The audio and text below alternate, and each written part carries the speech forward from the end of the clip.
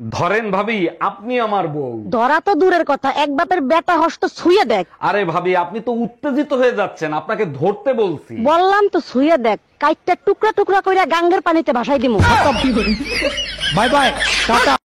আরিফা, আরিফা, এই গরুর মতো চিল্লাচ্ছ কেন? এটা ভদ্রলোকের বাসা। তোমার ভাই রাসেলকে জিজ্ঞেস করো পাশের বাড়ির ভাবির বেডরুমে ওর চশমা কি করে। তার আগে তুমি বলো, ভাবির বেডরুমে তুমি কি করতে গেছিলা?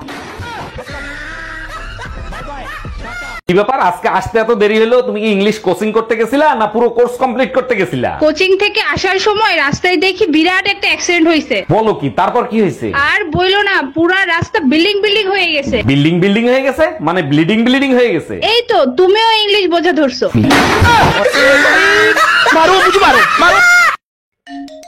এত রাতে ভাবি ফোন দিছে। হ্যালো।